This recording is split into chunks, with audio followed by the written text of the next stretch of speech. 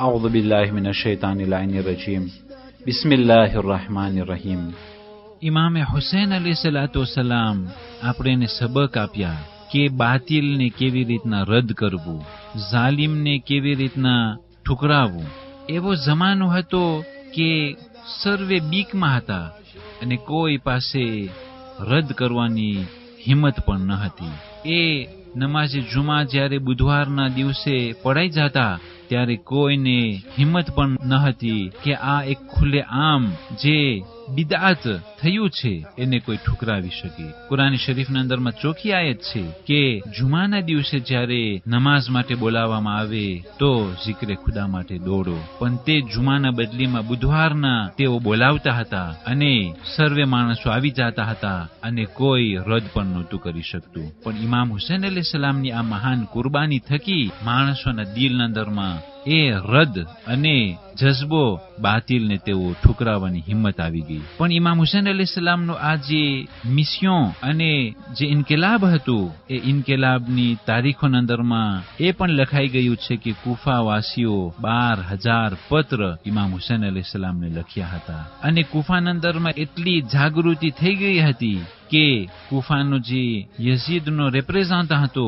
એને બદલાવી નાખવું પડ્યું અને ઉબૈદુલ્લાહ ઇબ્ન ઝિયાદ જેવા ઝાલિમને તે કુફાના અંદરમાં નિમવામાં આવ્યા. ઇબ્ન ઝિયાદને કુફામાં આવ્યા પછી કેદખાનાઓના દરવાજા ખુલી ગયા અને કેટલા હજાર મોમિનીન કરામને તે કેદખાનાઓમાં પૂરવામાં આવ્યા અને બૈતુલ માલના દરવાજા ખુલી ગયા. પૈસા આપવાનું વધી ગયું અને કુફાવાસીઓને લલચાવવાનું વધી ગયું અને તે કુફાના અંદરમાં ખૂણે ખૂણે ઝાલિમોના સરકારી માણસો એ પબ્લિસિટી કરતા હતા કે શામથી મોટું લશ્કર આવી રહ્યું છે અને અગર જો તમે ઇમામે હુસૈન અલૈહિસ્સલામને મદદ કરશો તો શામનું લશ્કર તમને ખતમ કરી નાખશે.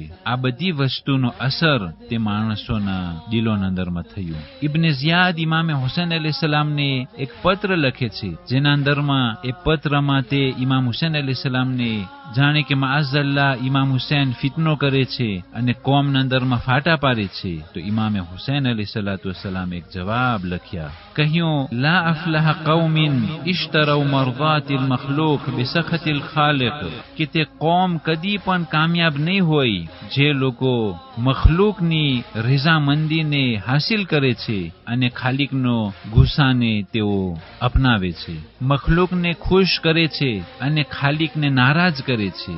એ કોમ કદી કામયાબ નહીં હોય કે જે લોકો એ મખલુકની ખુશી, એ મખલુકનો આરામ, એ મખલુકની મોજ મજા, એ મખલુકની દુનિયા માટે તેઓ ખાલિકને નારાજ કરે છે, તેઓની આખિરતને બરબાદ કરે છે.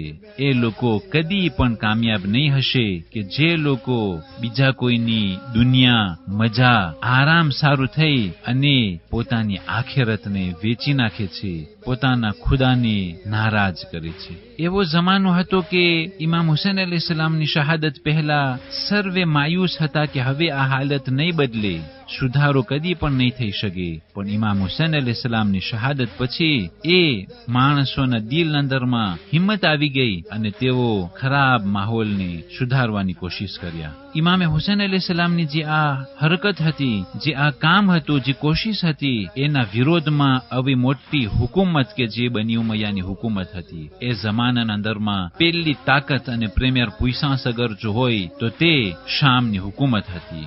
એ ઇમામે હુસૈન અલૈહિસ્સલામની આ ઇન્કિલાબના સામે આ મીડિયા અને પબ્લિસિટી અને જે ખરાબ વાતો ફેલાવવામાં આવેલું હતું તે વસ્તુ ઇમામના વિરુદ્ધમાં વાપરવામાં આવ્યું. ઇમામે હુસૈન અલૈહિસ્સલામના વિરુદ્ધમાં એ શુરૈહ કાઝીનો ફતવો આવ્યો કે જે શુરૈહ કાઝીએ ફતવો લખ્યો પોતાના અમુક દિનાર અને દિરહમ સારું થઈ અને તે આ પ્રમાણે લખ્યું: ખરજલ હુસૈન મિન હદ્દિહી ફલયુક્તલ બિસૈફિ જદ્દિહી. હુસૈન તેના હદથી બહાર નીકળી ગયા છે તો તેના નાના રસૂલે ખુદાના તલવારથી તે હુસૈનને મારવામાં આવે. અઝીઝાને મહતરમ, કેટલી મુશ્કેલી અને તકલીફ ઇમામ હુસૈન અલૈહિસ્સલામને ઉઠાવી પડી કે આખી હુકુમત વિરુદ્ધ, એ પબ્લિસિટી પણ વિરુદ્ધ, શુરૈહ કાઝીનો ફતવો પણ સામે આવી ગયો અને સૌથી મોટા આલિમ કુફાના અંદરમાં કે જે 70 વર્ષથી ઉપર હતો, જેનું નામ શબ્સ બિન રબઈ, કે જે કુફાના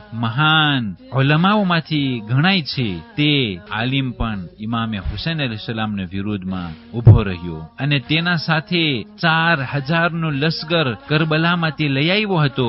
આ ઝઈફ માણસ હવે દુનિયાની 2-3 દિવસની જિંદગી બાકી છે, છતાં પણ તે જન્નતના જવાનોના સરદારના વિરુદ્ધ આવી અને તે ઉભો રહ્યો. શું તે સબ્સ બિન રબઈને તે પૈગંબર ઇસ્લામની હદીસ યાદ નહીં હતી જેના અંદરમાં ઇમામ હુસૈન અલૈહિસ્સલામ જન્નતના જવાનોના સરદાર બારામાં, અને એ સિવાય ઘણી એવી હદીસો પૈગંબરની છે? શું આને તે યાદ ન હતું? એ 70 વર્ષથી ઉપરનો માણસ કે જે આટલું ઇલમ ધરાવતો હોય, શું આ બધી વસ્તુ તેને યાદ નહીં હશે? પણ દુનિયાની લાલચ અને દુનિયાના અંદરમાં જે અમુક દિનાર અને દિરહમ સારું થઈ અને બીજા કોકની મોજ મજા સારું થઈ, જન્નતના જવાનોના સરદાર સામે તે ઉભો રહી અને તલવાર લઈ અને તે ઇમામ અલૈહિસ્સલામને કતલ કરવા માટે આવ્યો હતો.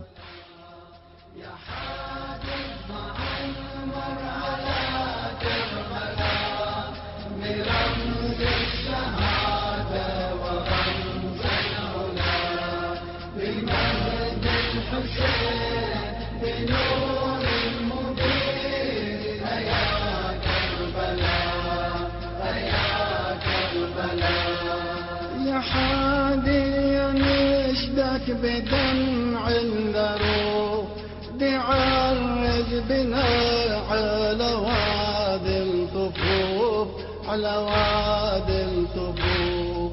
أزور أخوتي يردع عين واشوف، أزور أخوتي يردع عين واشوف، أعاين واشوف. أشوف أشجارا من كروب وبلا، عفيت رمية بوسط الفلم. أشوف أشجارا من كروب وبلا، عفيت رمية بوسط الفلم. بدم المصاب بحر التراب يا كربلاء، يا كربلاء. يا حاد المر على كربلاء برمز الشهادة ورمز العلا. يا حاد المر على كربلاء برمز الشهادة ورمز العلا. بمجد الحسين بنور المبين يا كربلاء، يا كربلاء. 16 રબીઉલ અવ્વલ 1409 આયતુલ્લાહ અલ ઉઝમા સૈયદ હુસૈન અલ કુમ્મીની વફાતનો દિવસ છે. 16 રબીઉલ અવ્વલ આ જ તારીખોમાં 1979માં ઇન્કિલાબે ઇસ્લામી પછી સફારતે અમેરિકામાં જે માણસોને ઘેરી લેવામાં આવ્યા હતા, તેઓને બચાવવા માટે અમેરિકા હેલિકોપ્ટરો મોકલાવેલા હતા. તે હેલિકોપ્ટરો તબસ જગ્યામાં એકાએક પડી ગયેલી હતી.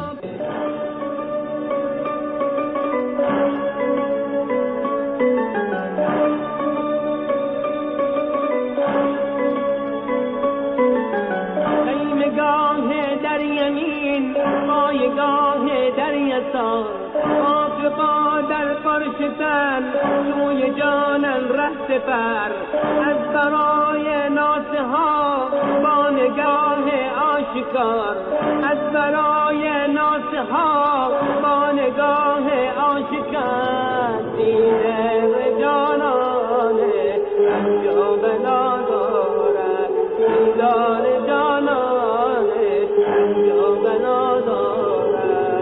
یا امام المتقین یا شفیع المذنبین، یا امام المتقین یا شفیع المذنبین، قد جئت بالرأس یا امیر المؤمنین، قد جئت بالرأس یا امیر المؤمنین، یا امام المتقین یا شفیع المذنبین، یا امام المتقین یا شفیع المذنبین، قد جئت بالرأس یا امیر المؤمنین، قد جئت بالرأس یا امیر المؤمنین، یا امام المتقین یا شفیع المذنبین.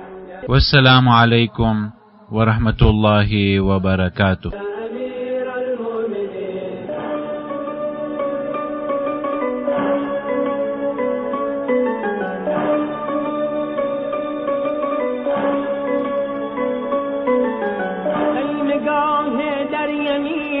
پایگاه در یسار، عاقبا در فرش تن، سوی جانم ره سپر، از برای ناصحا با نگاه آشکار. یا امام المتقین یا شفیع المذنبین، قد جئت بالرأس یا امیر المؤمنین، قد جئت بالرأس یا امیر المؤمنین، یا امام المؤمنین.